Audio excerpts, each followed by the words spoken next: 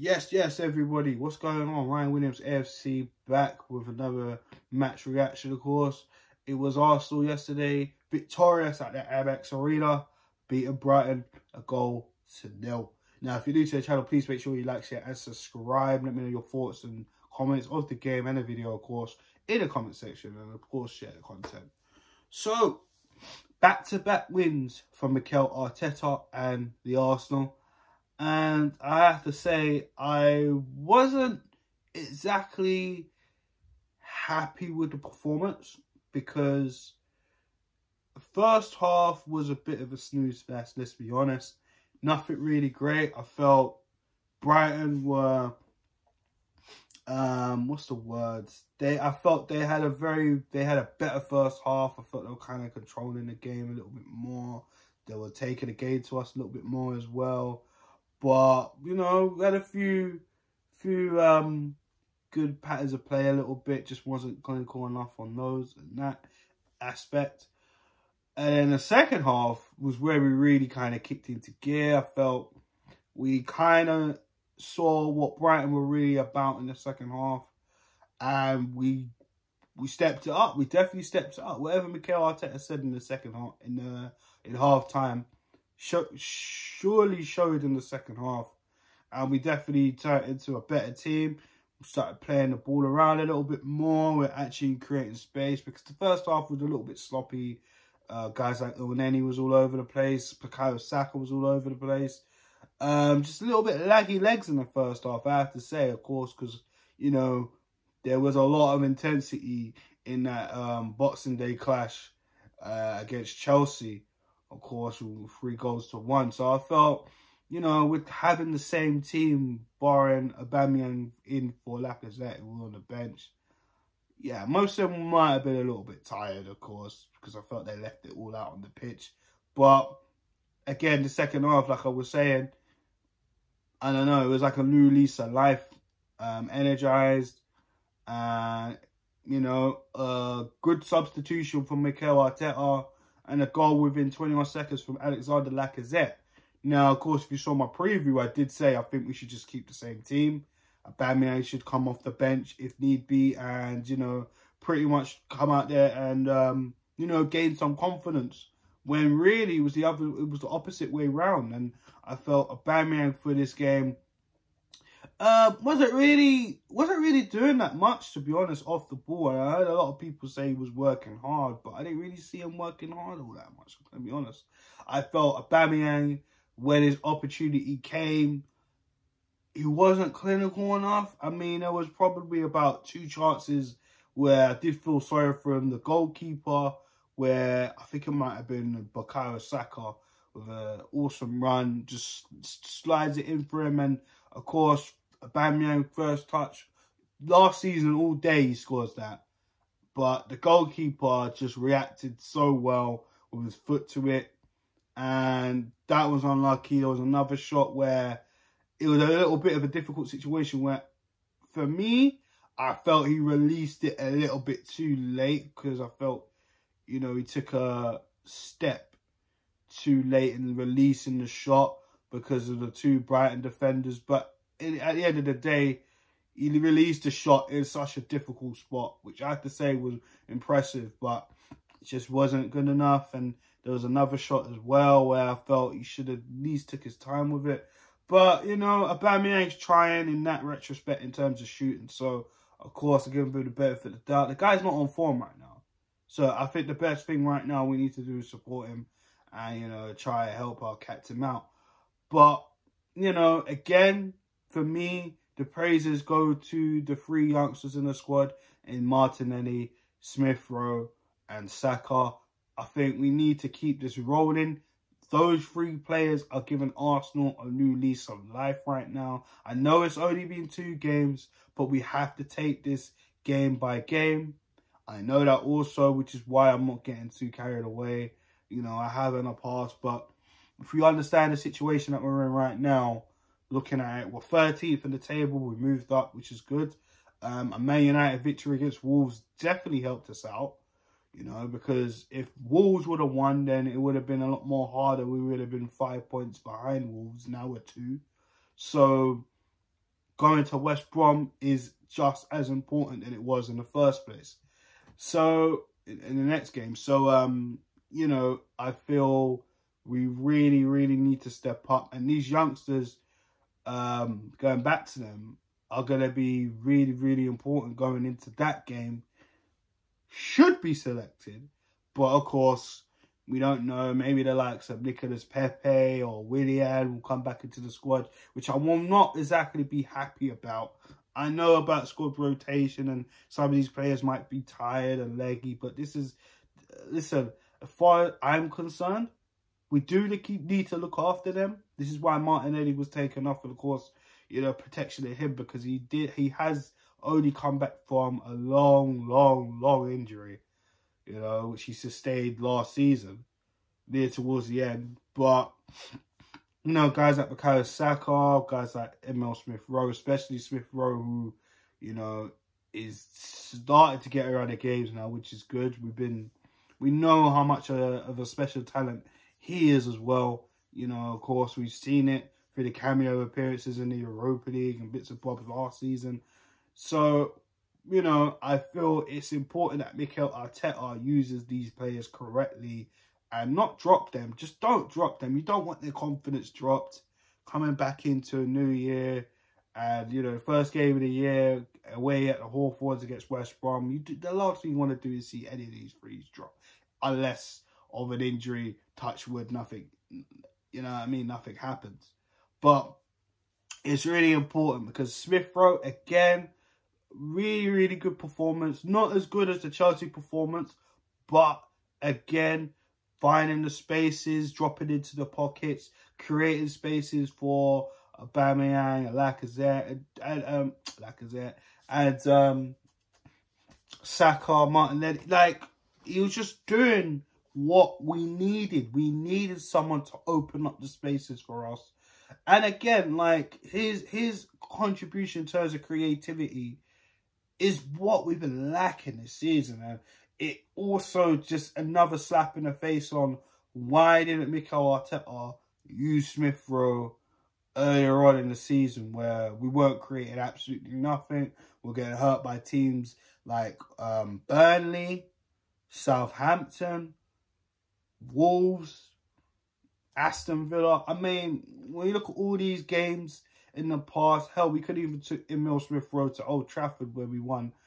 I mean, hell, it kind of is a slap in the face, but at the same time, because maybe we would have been higher up in the table. I don't know. It might have not worked then, but better it worked now than trying it before and it didn't work.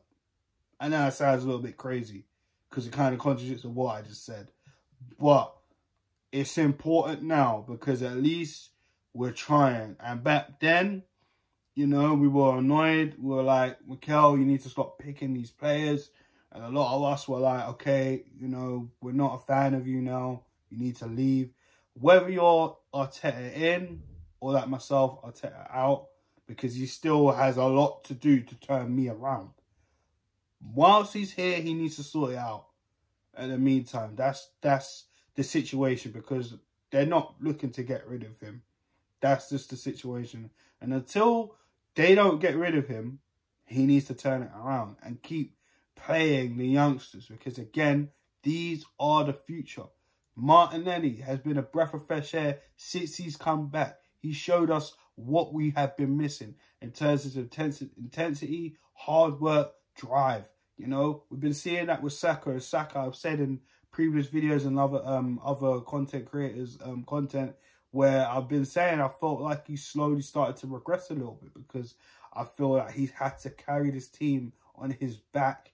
And when the morale is low throughout the squad, you're slowly going to drop into that. Do you know what I'm saying? And like, we've seen it with Gabriel in the last previous fixtures, where he looked a little bit sloppy, then he got sent off, and I felt, you know, yes, Gabriel is young, but at the same time, prior to that, we've seen Pepe, we've seen Xhaka get sent off for stupid situation, and that's a disciplinary situation. And of course, I hope Gabriel recovers and gets back well soon. Of course, we all know about the news about him and the tested positive for COVID, so hopefully he could recover soon. But, you know, going back to the game yesterday, I just felt like the youngsters really proved themselves.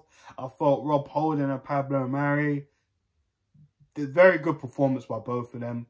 The fullbacks and Bellerin and Tierney, a little bit more quiet today. Well, yesterday, sorry.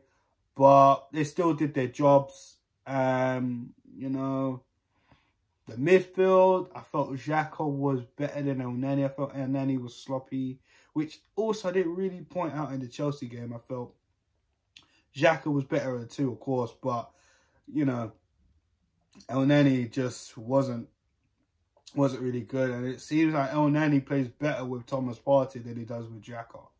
I don't know what that's about. What I know is they're both really not good enough, Xhaka and Elneny, but it is what it is.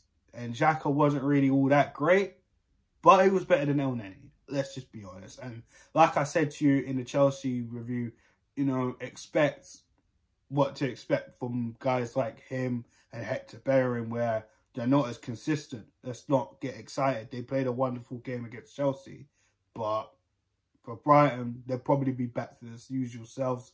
Same could be said for West Brom if they're selected. More likely that they will, and they won't. But hey, it is what it is.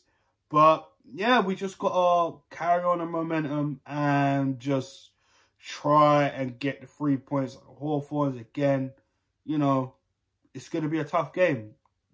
West Brom got pumped 5-0 against Leeds. Really bad on goal, but the football Leeds were playing were absolutely amazing. Do you know what I'm saying? So if we can go there and, you know, try and attempt to play the same type of football that Leeds were playing, and let's face it, we were playing that type of football not too long ago, but a lot of things have changed, a lot of managers have changed, a lot of players have changed, X, Y, and Z. Well, most of the players are still here, but some of the new ones have come in. And like I said, with the youngsters, they show that essence of the football that we used to play under Arsene Wenger, you know. And hell, you know, we need to really go out there and stretch West Brom apart, because they will be playing with low blocks. They will be having men behind the ball. Funny enough, it sounds like playing Arsenal a few months ago. But at the end of the day, it's going to be a tough game. And I'm sure Sam Allardyce is going to do everything he can to stop us from creating, stop us from scoring. And, you know, coming back from a 5-0 defeat at home, you know he's going to do all he can, because they were living off the excellent 1-1 draw that they got at Anfield against the champions Liverpool. So they did have momentum in the game against Leeds, but unfortunately Leeds were just too much class for them. You know what I'm saying? So we need to go there and we really need to stamp our authority, because there's a lot of points to make up. But again, let's not get carried away. Let's take this game by game. Hopefully start the new year off with some 3 points. And just keep persistent, because there's a lot of games coming up. They are tricky, you know. After West Brom, we do have a cup game against Newcastle. But in the league, we've got Crystal Palace after that. Then we got Newcastle.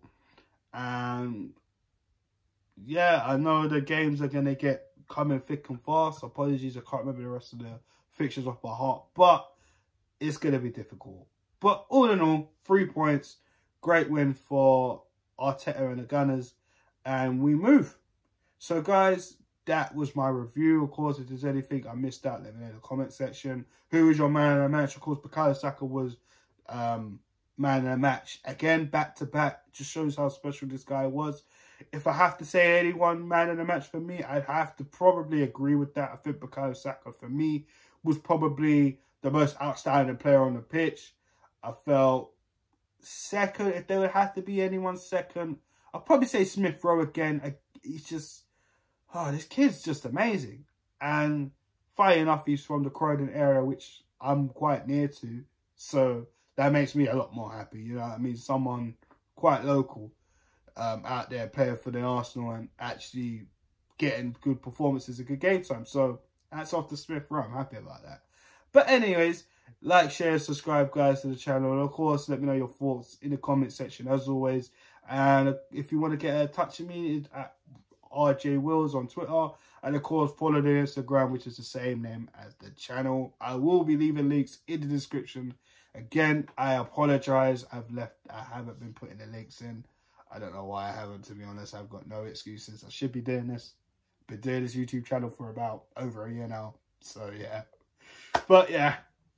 Want to wish you guys a happy new year. Thanks for viewing throughout 2020. I know I haven't exactly been making a lot of content for a while, and I've only come back, just been back for a few weeks now, and you know, I'm just gonna do better. My New Year's resolution is, and hopefully, you know, you guys can help me out too, is to try and get these subscribers up. Let's try and get these up to 100 subscribers, guys. We're already on 57, so let's make it happen, guys. Okay? And, of course, I'll wish you all a happy new year. Peace.